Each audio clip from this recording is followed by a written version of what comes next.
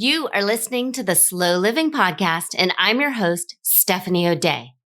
What if I told you that you could truly have the life of your dreams, the life you've always wanted, one filled with abundance, joy, and a sense of purpose?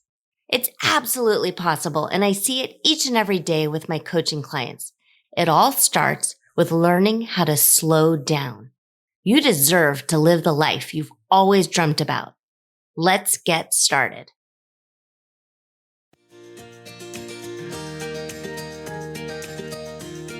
Hi there, Slow Down Society. Steph here, and this is episode number 40. And today we are going to be talking about the Sunday Scaries. Do you get the Sunday Scaries? Do you know what they are? Do you feel them in your gut on Sunday morning when you wake up, or Sunday afternoon, or perhaps it's maybe Sunday evening and you're starting to kind of wind down from the weekend and start thinking about your upcoming week? So that's what we're going to talk about here today. I'm so glad that you're here and you are a part of the Slow Down Society. And I would love to hear from you. So email me. Let me know you're here. Find me on Facebook or Instagram, or shoot me an email at any time, steph@stephanieoday.com. Make sure you're on the newsletter list. You can always just hit reply and write right back to me, because I'm a real person and I answer my own email, and I'm always happy to hear from you. And if you have any questions, I'm going to read a question that Tracy wrote in to me. You're always welcome to email me, because it's sometimes kind of hard to come up with new and different ideas, because I think sometimes in my brain, I feel like I've already said things out loud and maybe I haven't, or maybe some things need some clarification or another revisit because other things come up. I am always happy to answer questions and talk about what it is you think might be helpful as you are going on your own sort of slow down journey and kind of embarking on a slow living lifestyle. So let's talk just a tiny bit and do a bit of a recap of what slow living is and the slow living philosophy. Because in a nutshell, I really do think that you absolutely can have anything, whatever it is you want out of life, when you take the time to actively slow down and plan for it. And most of us, when we take the time to slow down, we realize what we want is actually not all that much. We want to be happy. We want a happy family. We want to feel fulfilled and have simple pleasures.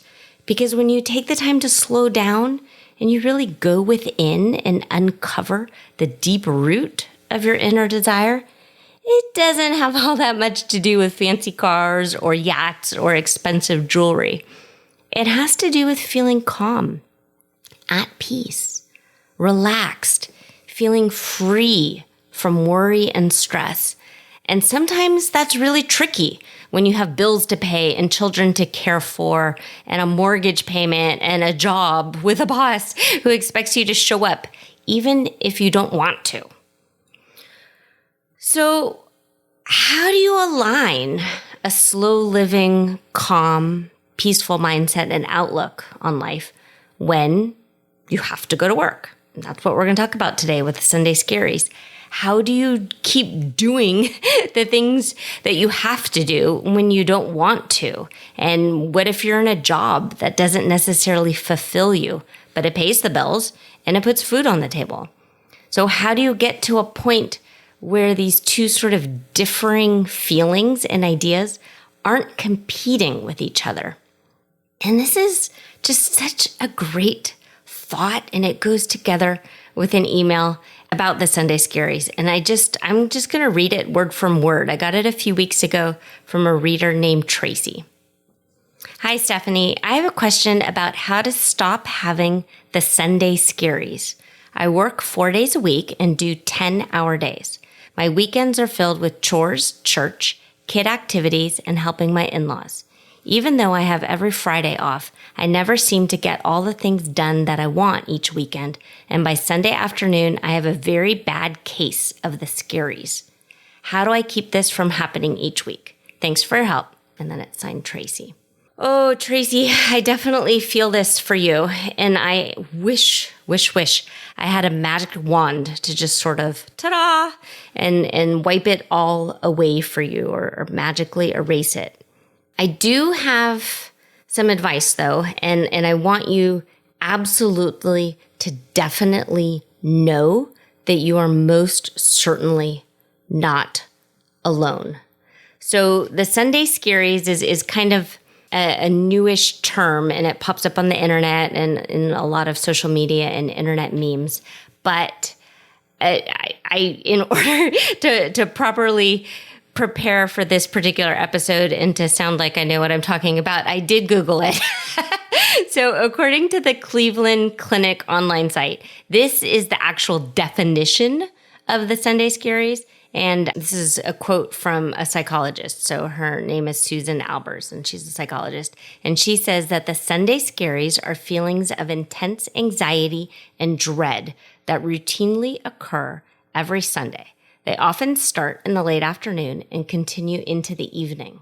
However, depending on a person's level of anxiety, these feelings can start as soon as they get out of bed, says Dr. Albers. Her clients often describe a pit in the bottom of their stomach that grows as Sunday progresses, or anxiety that haunts them throughout the day.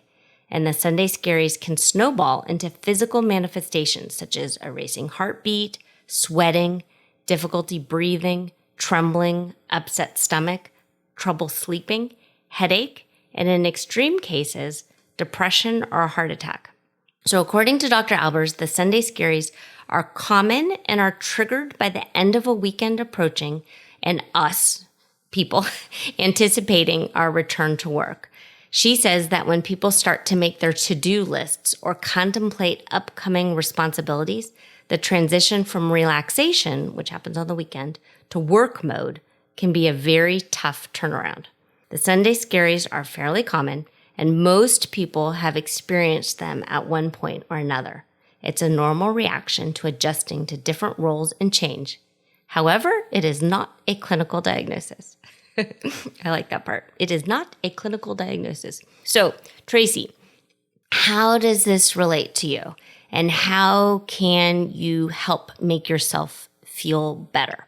So, hopefully, knowing that you're not alone is helpful. And also, I am absolutely not going to suggest that you are in the wrong workplace or that you need to quit your job or do anything like that. But what I can see from your email is that your weekends appear to probably be just as jam-packed as your week is. And so then that means you're not actually rejuvenating on the weekend. Your adrenaline is still on go mode. And you haven't really relaxed. You haven't really had downtime to sort of rest and recharge and plug in your batteries. And that's going to eventually end up being a recipe for burnout. And that's not something that I want for you. So there's a real thing called adrenal fatigue. And there's a great book. I think it's called The Adrenal Fatigue Solution or something like that. But it's a wonderful book. If that name, when you Google it, doesn't come up, email me and I'll send you a picture of the cover of the book that I have. But it's an absolutely fantastic book. And when you think about it, your adrenals, your adrenaline are these little glands, and they're secreting this hormone to help you handle periods of stress. And if you never have downtime, and you're always in stress mode, the adrenals never sort of, quote unquote, refill or recharge. And they're just constantly getting depleted. And you don't then feel ever calm. And you're in this sort of anxious, anxiety, heightened alert state at all time. And that's why your heart is racing. And that's why you're having trouble sleeping. It's really difficult to sleep when your mind is racing. And so that's why you're anxious to start your week all over again when Sunday rolls around, because you haven't adequately relaxed and refreshed. And it's absolutely easier said than done. And it's super hard when you've got all of the things that you listed out in your email: chores, church, kid activities, and helping your in-laws. What you listed is an awful, awful, awful lot. So there's two ways of looking at this. Since chances are you're not going to quit your job because working is a necessity, I'd like for you to try and take a look at your schedule, both on the weekends and during the week, to see what can be trimmed. And depending on the ages of your kids, there might not be a whole lot that actually can happen, but that doesn't mean you're off the hook.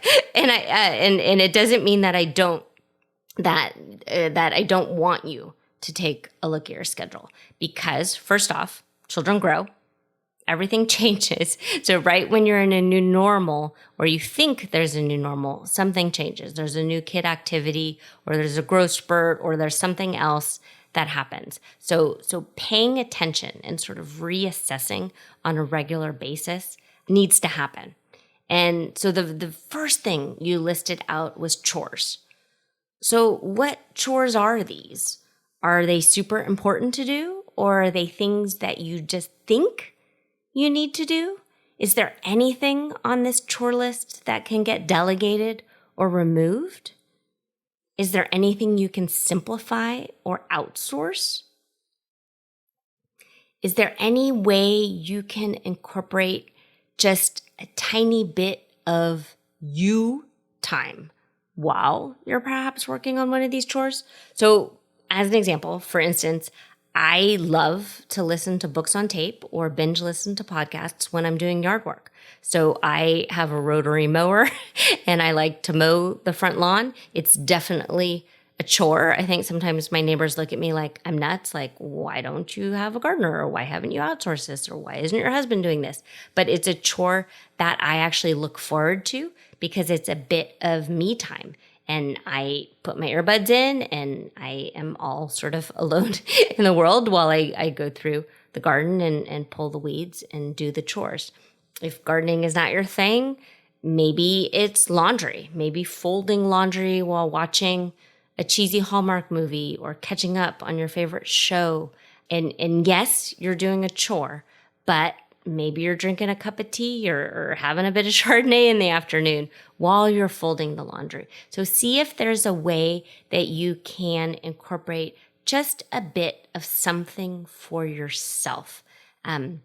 Maybe even just slowly washing a sink full of dishes by hand and allowing yourself for those 20 to 25 minutes to just really slow down and listen to music or listen to a podcast or let your brain just kind of wander off and have it be something that, if you can, be something that you're actually looking forward to, and see if that's a possibility at any time with any of your chores. For your kid activities, how, again, can you incorporate a little bit of you time so then when the weekend is over, you do feel like you've done something to yourself and recharged? If your kids are in sports, can you take walks around the block or around the sports field all by yourself when they're enrolled in their activities? Or can you chat on the phone with a friend while they're in their class or whatever it is they're doing? Or maybe you go sit in the car and actually recline the seat and set a timer for half an hour and take a little nap or read a novel that you've had on your list for a while. You also listed church as something that you do on the weekend. So if church is a non-negotiable, how can you make it feel less like a have to do and more like something you want to do? Are you maybe saying yes to too many things? Because it really is okay to skip out on a potluck or a gathering here and there if you're finding that it's too taxing to your family or for your mental health. It is absolutely a-okay to put your needs first. And then as for helping out your in-laws, so this can be kind of tricky because I don't know the exact situation, but is it a possibility to only check in with them maybe a few times a month? instead of every weekend? Or is it possible to have deliveries sent to them instead of maybe grocery shopping or running errands for them in person? So I'm sure as you can sort of get a gist, my main advice here for you is on your days off to try and reset and recharge and do something just for you so you do feel refreshed before the week begins again. Maybe you can go to bed early or take a nap or luxuriate by relaxing on the couch, the fun magazine or a book to read. Just something at some point that's all for you. Okay, and then as for your day job, your 10 hour a day for 4 days day job, I'm a big proponent of treating your job like it's adult daycare. It doesn't need to be your life's work or how you are defined. It's a-okay to just kind of clock in and clock out. If you have a really all-encompassing job and you can't just clock in and clock out, and you do need to check email more often than just the 9 to 5 or 9 to 7 or whatever 10 hours is.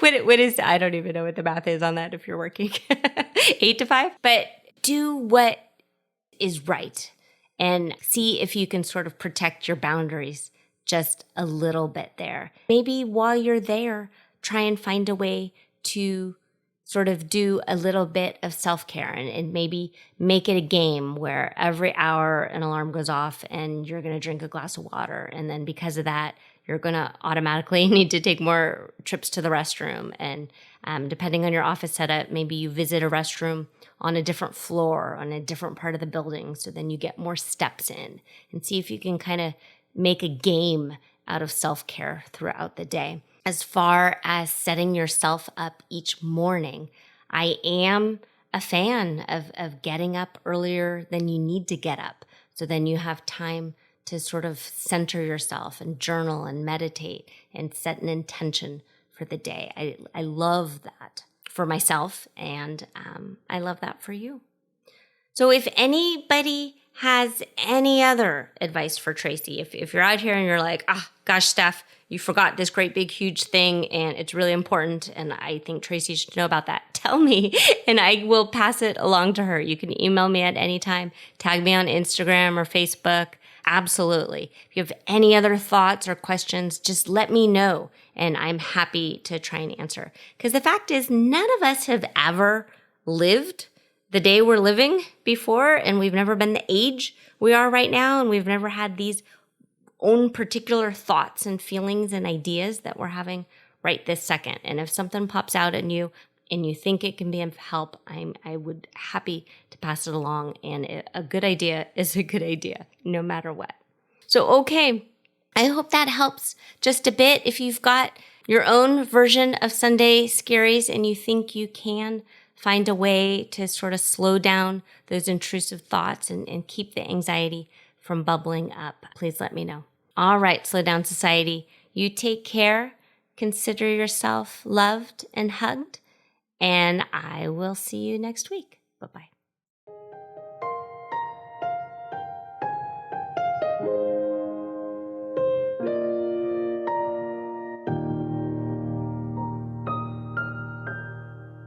Do you have a slow living story to share? Leave me a voicemail at stephanieodea.com/podcast with any questions, comments, feedback, or testimonials, and I will be sure to include it in an upcoming episode. Also, if you found value in this episode, please share it with your family and friends and subscribe through your favorite podcast provider. The more you share, comment, and leave positive reviews, the more people we can reach and share the slow living lifestyle and messaging. Thank you, Slow Down Society, and have an absolutely wonderful day.